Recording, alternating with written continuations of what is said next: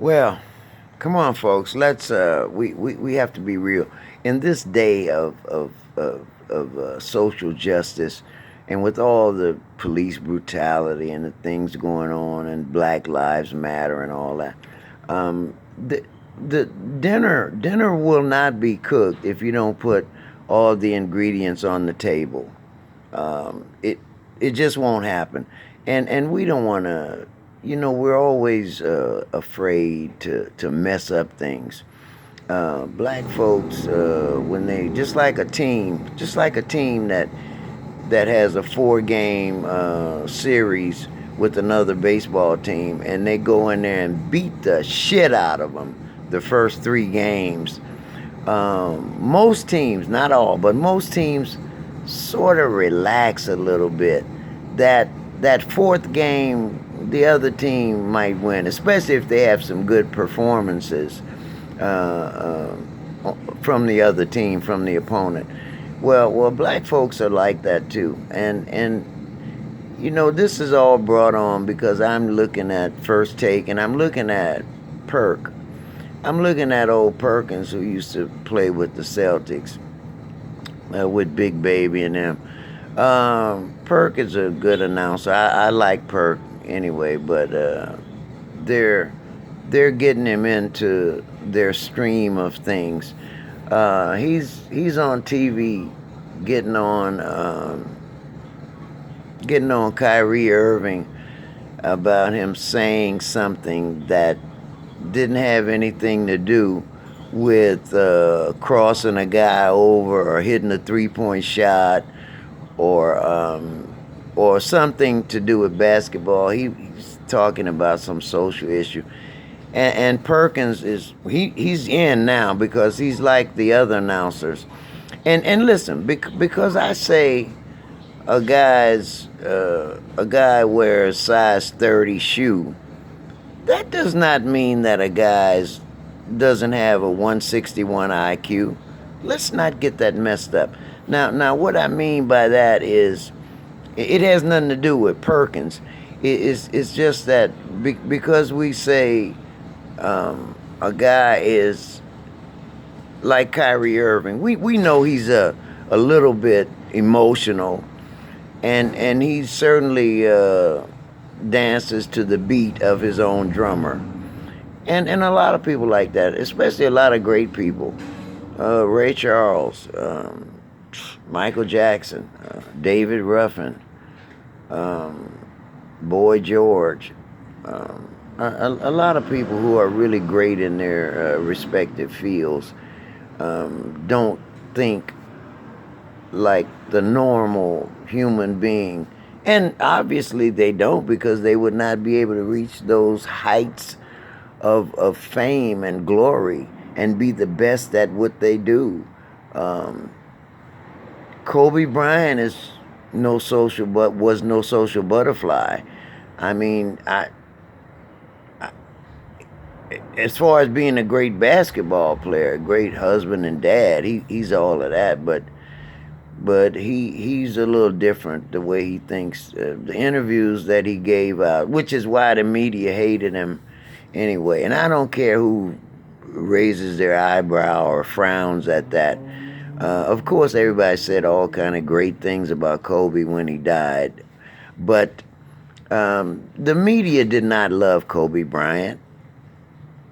They did not love him. He's a guy that had disdain for stupidity and sort of scripted kinds of situations. You're interviewing him after a game, and some knucklehead reporter says, if you guys had the rebound the rebounds for tonight's game was the Warriors had 41 rebounds and the Lakers had 12. You think you might have could have done better if you had rebounded harder?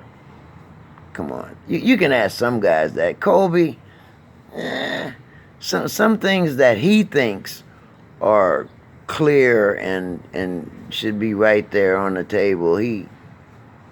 He's not with it, and so the media was always disappointing him. And they kind of run things. They like Max Kellerman and Stephen A. Smith. Those are two of my favorite guys. I mean, I like everybody. You know, Keyshawn is my guy. Marcellus Wiley for sure. I like LZ. LZ is a real writer. He's a real journalist anyway. Travis is good. Um, but guys won't tell the truth, especially if they're getting that big paycheck. Now, I'm not saying everything is scripted from the new offices in Los Angeles or the old mother office in Bristol, Connecticut. Um, if you go to Atlanta with TNT, you know, Chuck and Shaq and them, they'll kind of say some things that, which is why we like that show, because they'll go off the script sometime. And that's it's evident that people want that. But that's why that's the number one show. But but just because you yell and raise your voice and stuff like that, you're not gonna be. Let me just be frank about it. White folks, they own the business, they run it. They hire a couple of black guys as announcers or analysts or whatever. What's ideal for them is to get a guy who is emotional, who has passion in his voice, a guy who shrinks his eyebrows and kind of growls a little bit and talks a little. They want him. They need a couple of analysts that act kind of tough. You know, they got to even things out. A couple of nice guys. A couple of guys who one would guess that they have a high IQ, and some guys who are look more like they're in the gym lifting weights. And to cover the black issue, you want to have a guy who kind of sounds like he's from the hood, like he played in a lot of pickup games and he knows that thing. But really, come on, if the guy's too tough, if he's too black, he ain't got that job. He does not have that job. If he does, he won't have it but a minute.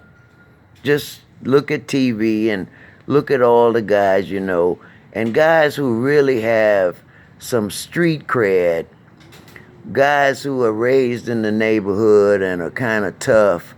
The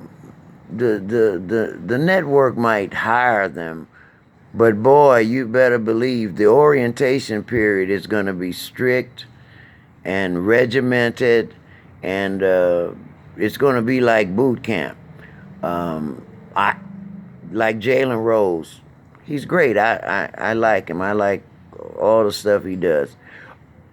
Better Chris Webber, but Chris Webber is a little. Well, he acts a little more hoodie than Jalen Rose, because they're great buddies. I think they grew up in the same town and all. They probably went through most of the same stuff. Maybe it was easier to orientate Jalen Rose than it was Chris Webber.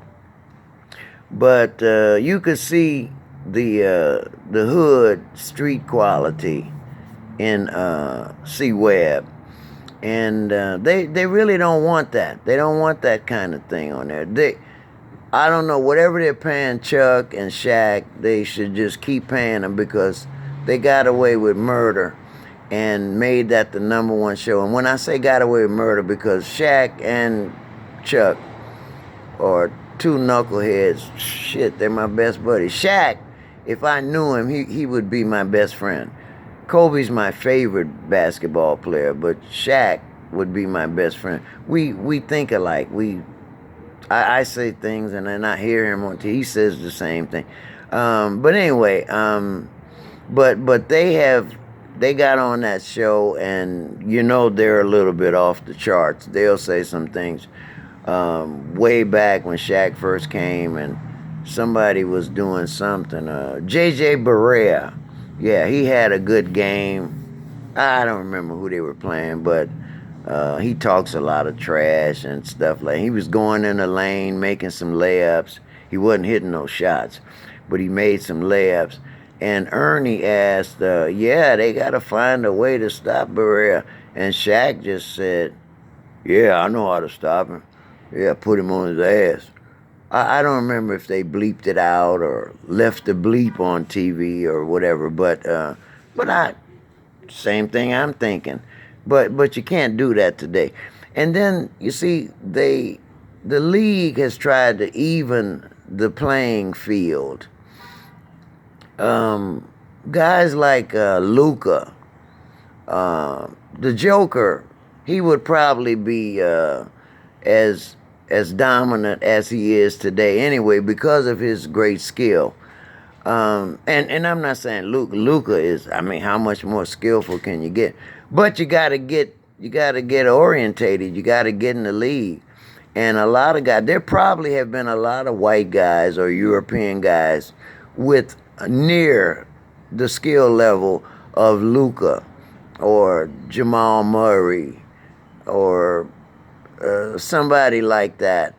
But they may not have been tough enough to deal with the X-Man or Rick Mahorn or Lambeer or well, Rodman wasn't gonna fight. He was gonna worry the shit out of you. But Ron Artest, Big Ben Wallace, some guys, Karl Malone, some guys, are tough, and some guys have that other thing. I don't know how to explain it without being offensive or being rude, but like Karl Malone. I mean, he played a lot of years. He look where he is on the scoring list, and he's a great player. But Karl Malone had 5.5 beers in a 6-pack or something. You know what I'm trying to say? Ron Artest. It's you can only go so far. I mean, being fined or being suspended, being ejected, all of that's okay. But some guys, that the ejection, suspension, that won't stop them if you push the wrong trigger. Um, the guy that played with Bill Walton, the enforcer, Maurice Lucas. Man, you didn't want to fight him. Rick Mahorn might have been the toughest guy. Well, you got Wilt Chamberlain, so I can't say that. But Rick Mahorn was tough. You don't want to fight Rick Mahorn. But anyway, there's a difference. Things are racially motivated. The networks try to keep that uh, that concept away from us on the radio or the television. They don't want you to see all of that. And so therefore, some things that us fans, especially us guys here in 90044, that's a Los Angeles zip code, in South Central LA. We think a little differently. We've seen a little differently, so they won't actually tell the complete truth. I used to talk to Max quite a lot on the radio, and Max loved it because, well, first of all, Max knew that my grammatical skills were maybe superior to some extent. And he knew I was the recipient of a really decent educational background, and he liked that. But he knew I was in the hood. Well, when I called him, I was always in 90044. In fact, one day I called him in Marcellus, and a guy walked up with a pistol.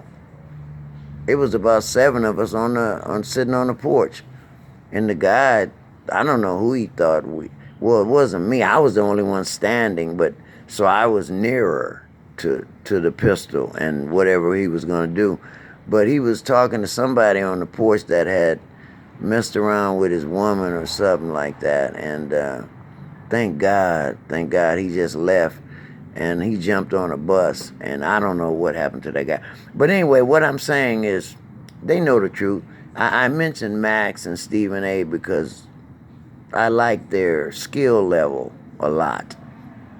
They know the truth. Some things, even if they know it, and even if they believe that way, they're not gonna promote it when they're on the air. They're not gonna do it. The network executives won't allow them. And boy, let me tell you, them big old paychecks them guys get. I won't say because I don't want to put myself in the ring with them like we're opponents on some. When what I mean by that, I don't know what I would say or not say if I was getting $2 million a year to talk about something that I love anyway. And you got to get up early sometimes, travel a lot. You got to write. You got some work to put in. You got to wear all your new suits and your new shoes and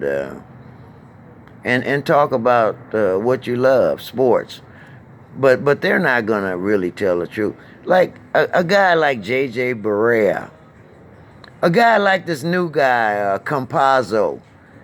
You get a little short Latino or white guy who is bothering everybody on their back, like Beverly, getting in their face, trying to disturb them, and these guys are playing defense.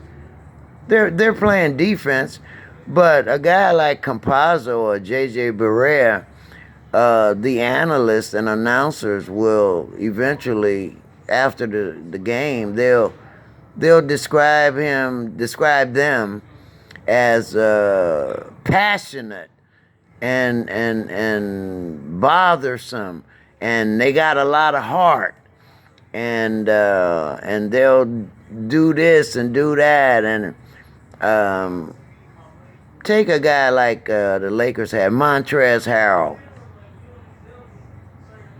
Montrez gets rebounds and puts it back up better than anybody in the NBA as far as a rebound and a putback. I don't have any stats. I hate to be looking up stuff on Google, but I'll bet he does more of that than anybody. But he can't get a foul. Anybody that gets 12 rebounds and and 11 putbacks with 3 people in the paint with him, bigger than him, taller than him, you know he's got to have a whole bunch of fouls. They will not give Harrell a foul. He ain't getting to the foul line. You take a guy like him and Dwight Howard, if they are near a guy who shakes his head backwards or throw his arm up in the air, they're going to get the foul call. It's going to be foul on Dwight Howard, a foul on Montrezl Harrell. And those fouls are racially motivated. I don't care what you say. Now, if my name was Stephen A. Smith or Max Kellerman and I'm on TV and I said something like that, you can bet they would call me in on the red carpet. They'd say, Mr. Rooney, what are you doing? What are you saying? I don't care how true it is. What are you doing? What are you saying? So now I'm saying it because I don't get any money. I don't get any. And that's why you can't call these guys or have their real email address or usernames or nothing like that. The network doesn't want you to have that. Number one, if you say something that's powerful and true and really exciting and entertaining for the fans, they want to use that again. They don't want to have to pay royalty fees. And a guy like me who can't buy a ham sandwich, eventually they'd figure, well, he's going to be asking for something if we keep using his quotes. If we keep saying that when Danger Russ went to Seattle and they had just paid $27 million for a quarterback. Russell he started the first exhibition game. And I called everybody I knew and I said, Russell will be the quarterback of the Seattle Seahawks. Man, if you say that and I write that to Max and Max says that, hey, man, my buddy Rooney said Russell's going to, and that happens, come on. I know this may sound foolish to some people, but that's the way it is. So it doesn't take away from the knowledge or the IQ of the analysts, journalists, sports writers, sportscasters, if they don't mention things that that would seem like it's promoting issues that the networks are uncomfortable with, like social justice. And don't shake your head. They're uncomfortable with that. If they weren't, Kaepernick wouldn't have gotten all that trouble. And worse yet, a year after that, couple years after that, they just hung on with some beat up ass quarterbacks in the NFL who Colin Kaepernick could have replaced those guys and probably been in 2 or 3 Super Bowls since that time. But that wasn't going to happen because you had too many hard redneck knuckleheads. And not just, we always separate people like that, hard redneck Republicans that, no, it's not that. There are a lot of liberal white folks, Asian people, Latinos. There are a lot of Asian, Latino, white, liberal Democrats who don't want to be bothered with black folks unless they're entertaining them. They don't think that a brother should get the same salary as a white guy. Take Aaron Rodgers in Green Bay. Aaron Rodgers, all his guaranteed money has been paid. He got it. It's in the ATM. He got all his guaranteed money. And that's a big reason why he's talking about he wants out of Green Bay. Sure, Green Bay drafted the young quarterback. But I mean, what the fuck? You get to be 40 years old and you've been playing 15, 18 years. You need to draft somebody at your position who's going to have to take over one day. Aaron Rodgers got all his guaranteed money. He wants a new contract. He probably doesn't think Green Bay is going to give him a... If they do, they wouldn't extend it. It's not going to be that long anyway. But then you take a guy like Watson with the Houston Texans. He wants out of there. Remember the wide receiver who's in the top 5 best receivers in the world. He left. He left Houston. Why? We'll never find that out. It wasn't because of a dollar bill, because I know he can get money, the same money from 30 teams in the NFL. DeAndre Hopkins, yeah. But some things like that, they don't want to delve into that kind of stuff too much. The networks will call you in there, have you on the red carpet, and say, Stephen A. Smith, Max Kellerman, why are you saying that this act was done and it was racially motivated? You're telling people that he couldn't get the same salary as the white guy got. Now, don't say stuff like that. Well, you know what's next. Because they'll find a way to, when your ass gets off the red carpet, you'll be in the unemployment line somewhere. You won't be getting $2 million a year. And they won't just go on TV and say, hey, I'm firing this black sports analyst because he said some black stuff on TV. No, they won't say that. They'll spend $1 million and have some computer expert to hack your computer and make it look like you've done some illegal criminal things. Not enough to send you to jail, but enough to make people stop and say, oh, hold on a minute, and start looking at your bank accounts and all that. They'll look at your schedule and see you've been going to a massage parlor every Monday or Tuesday after a game, get stretching and doing a massage. And the ladies that work in the massage parlors are really call girls. And it's easy for them to break them off a few dollars and get them to say, oh yeah, this black guy, yeah, he got a massage every Tuesday, but he wanted sex. He asked me for sex every week. But they'll find a way to make you look bad. So it'll look like, oh, you're upsetting the team. You're causing some bad things on the team, so we gotta let you go. Or the next team that picks you up, even though they need you like hell, they can hold back on them dollar bills because you've been going to the massage parlors asking them girls to date you.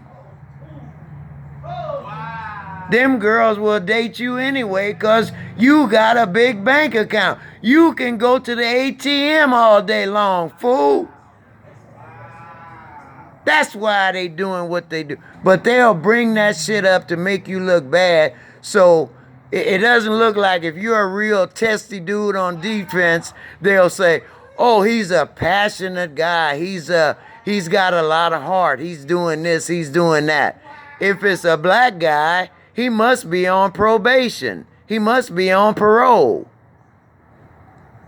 So anyway, the fouls, when you get to the foul line, those fouls are racially motivated. But you can't say that. You can't tell the truth. You got to go by what's scripted in the office upstairs. So anyway, just know the truth. I don't know what you should do. If you should tell the truth about a black guy competing with a white guy in sports, if it's going to make you lose your $2 million a year job, I don't know if you want to tell the truth. That's between you and God. Yeah.